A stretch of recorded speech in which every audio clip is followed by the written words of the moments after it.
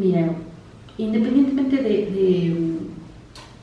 de la formación psicológica que uno tenga, si uno maneja una corriente psicoanalítica, cognitiva, de terapia familiar, es súper importante poder tener las herramientas necesarias para hacer un diálogo multidisciplinario y para poder intervenir en casos muy complejos.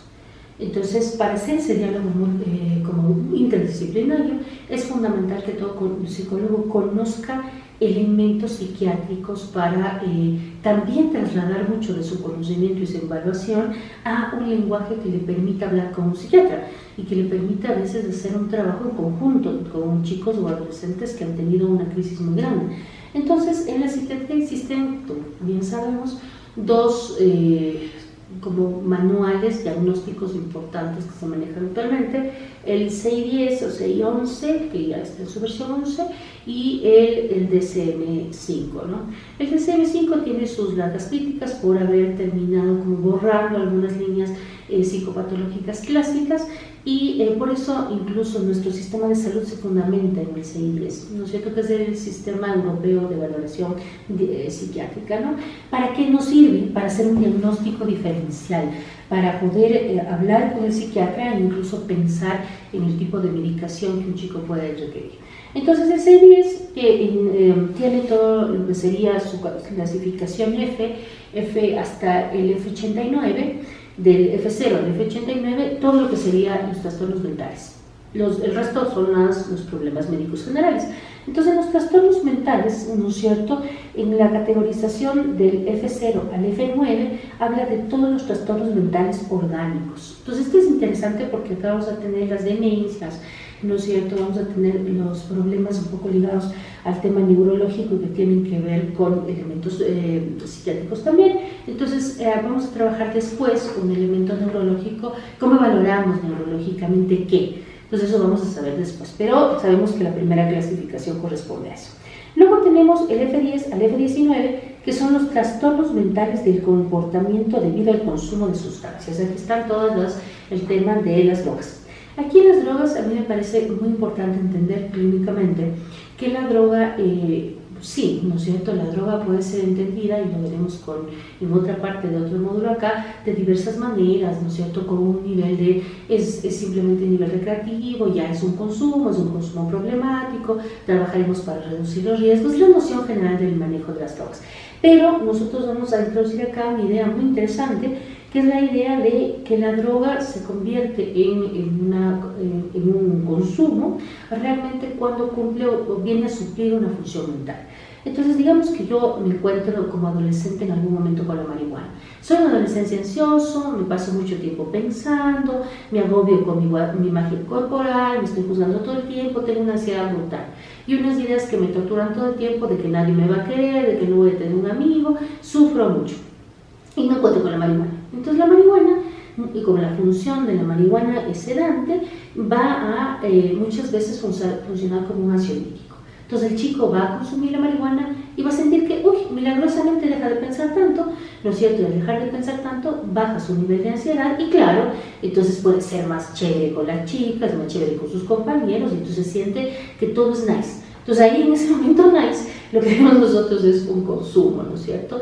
La droga, la marihuana, ha llegado a cumplir la función mental en el adolescente de controlar la ansiedad. En realidad el chico lo que tiene es un problema de ansiedad. Está en ese momento evolutivo en la adolescencia y no está pudiendo desarrollar habilidades mentales para encontrar formas de relacionarse con los pares y sus parejas sin angustia.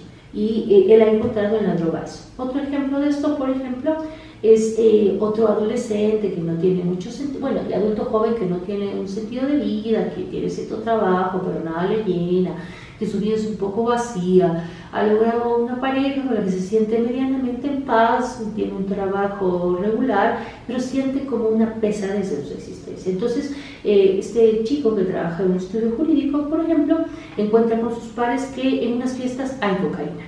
Entonces él comienza a consumir cocaína porque la cocaína, como es un estimulante, le genera un estado de euforia. Entonces, para su decaimiento, abatimiento, ese sinsentido vital que está experimentando, logra encontrar una panacea, ¿no es cierto?, que le cura eso, que le da esa sensación de vitalidad, de poder muchas cosas, de que el mundo tiene brillo, de que puede ser excitante en el tema de las cosas eróticas, también puede encontrar el gusto por expresar su agresividad, se desinhibe. Entonces vemos ahí que la cocaína está generando en el chico suplir este estado depresivo. Entonces, en realidad lo que tiene este adulto joven es esa dificultad etaria también de poder encontrar un sentido de su existencia. Probablemente puede tener un trastorno de personalidad que venga con ese vacío existencial que él no se puede lidiar, y lo encuentra una forma de lidiarlo a través de la coca. Entonces, cuando nosotros pensamos en consumo, nos interesa profundamente conocer la estructura de la personalidad y cómo esa sustancia le genera a ese adolescente una cierta respuesta, porque no todas las sustancias generan las mismas respuestas en todos, pero pueden generar estados que a la persona le guste manejar supliendo los problemas mentales que tiene. Entonces, ahí obviamente el tratamiento implica identificar cuál es el conflicto psíquico que la persona tiene y ayudar a desarrollar herramientas para manejar. Y si el conflicto fuera muy grande, la patología muy grande, nos podemos apegar incluso con el tema psiquiátrico para lograr bajar el estado máximo de ansiedad o lograr bajar el estado depresivo y que la persona no necesite la sustancia para eso, hasta lograr mejorar sus condiciones de vida, que a lo que ya no necesita tampoco el fármaco. Entonces, ese es un trabajo multidisciplinario. En la F29 tenemos todo lo que puede conocerse como el campo psicótico, la esquizofrenia, los pacientes esquizotípicos y las ideas delirantes. Esto es importante porque muchas veces las ideas delirantes nos pasan desapercibidas. A veces, por ejemplo, tenemos personas que pueden tener sensaciones extrañas y parecerían como ciertas cosas muy normales. Me acuerdo un chico que decía que él tenía miedo social, ¿no es cierto? Y cuando él trabajaba en una caja de un supermercado, entonces él, cuando tenía una persona que se paraba junto a él, tenía una sensación de que algo, como que le temblaban las manos. Le habían medicado y recetado como fobia social, pero realmente lo que el chico tenía cuando él describía esto que le tiemblan las manos, él sentía que en el interior del músculo había algo que le jalaba y le hacía sentir como que le temblaban las manos. Él tenía una alucinación sensorio-perceptiva y una idea delirante alrededor de esa angustia que le generaba el otro, y entonces tenía que salir de la situación, no podía manejar el contexto y le daba mucha ansiedad. Pasan desapercibidas, es importante reconocerlas. El pensamiento es un tema muy importante a valorar. Cuando vemos en el área neurológica lo vamos a tocar. Después tenemos del F30 al F39 todo lo que serían los trastornos del humor, ese gran espectro entre los estados depresivos y los estados maníacos.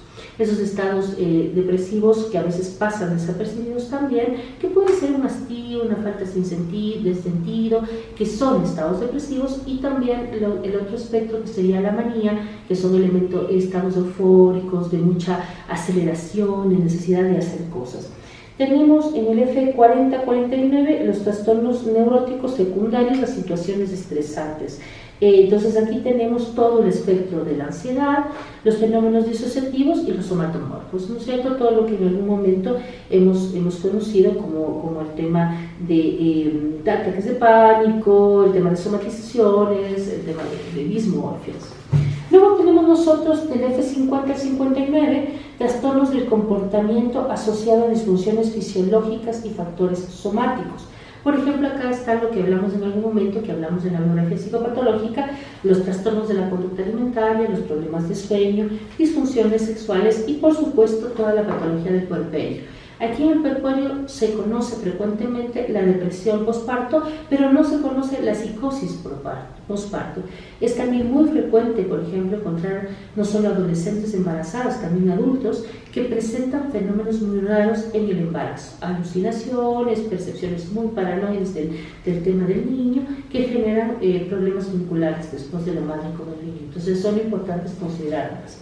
En el F60, F69 tenemos los trastornos de personalidad y comportamiento adulto. Entonces aquí son aquellos que nosotros conocemos más claramente como el trastorno obsesivo, el trastorno histriónico, el trastorno dependiente, ¿no es cierto? Tenemos también el trastorno límite de personalidad, los trastornos disociales. Después tenemos el F70, el F79, la famosa categoría del retraso mental. Para nosotros el retraso mental tiene mucho que ver con la construcción de un psiquismo. Si el psiquismo es capaz de pensar o no pensar la realidad, si tiene criterios para abordar las emociones que todos manejamos. Por ejemplo, una chica me comentaba una situación en la que un paciente tiene un problema de violencia porque se acercó a una chica y le pusieron una denuncia. Entonces, este chico tiene una idea de que cada vez que le mira a una chica es porque quiere algo sexual con él. ¿No es cierto? Entonces uno puede decir que es raro pensamiento, y en realidad él tiene problemas de criterio mental, de criterio de realidad. Si nosotros hacemos una evaluación del famoso CI, de su inteligencia, probablemente viéramos algunas dificultades a nivel de manejo verbal. No podría entender algunas cosas verbales, y lo que en realidad muestra es que hay un problema más bien de construcción de realidad, ¿no? Tenemos el F80, F89, trastornos del desarrollo, los que están de moda, ¿no es cierto?, que es el tema del autismo, del Asperger. Tenemos trastornos del habla y del lenguaje y del trastorno generalizado, del desarrollo generalizado.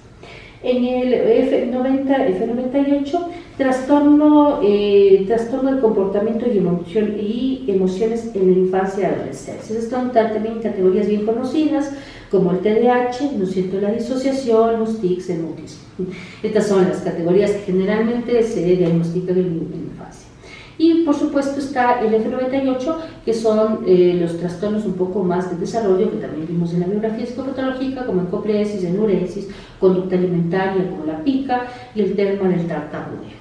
En esa revisión, ¿no es cierto?, de las categorías psiquiátricas, nosotros podemos ver que fácilmente se traspasa la entrevista que nosotros hemos hecho con las líneas evolutivas hacia la posibilidad de identificar algunos de estos elementos y trastornos que están como identificados en el CI-10. ¿Para qué nos sirve esto? Para hablar con los psiquiatras, para poder nosotros identificar si el chico tiene, por ejemplo, este chico que les puse el ejemplo de las drogas, que tiene esta idea obsesiva y basada en vueltas y de ansiedad, poderle decir al psiquiatra, conversar con el psiquiatra, que no solo tiene un trastorno mental del consumo, sino también probablemente un trastorno de personalidad obsesivo, y que es por la personalidad obsesiva que entonces está consumiendo drogas, para que entonces, digamos, que se hace una intervención psiquiátrica, el psiquiatra pueda generar una receta psicofarmacológica basada en un ansiolítico y un antidepresivo, que es el grupo farmacológico básico que le va a dar, y probablemente le baja la ansiedad y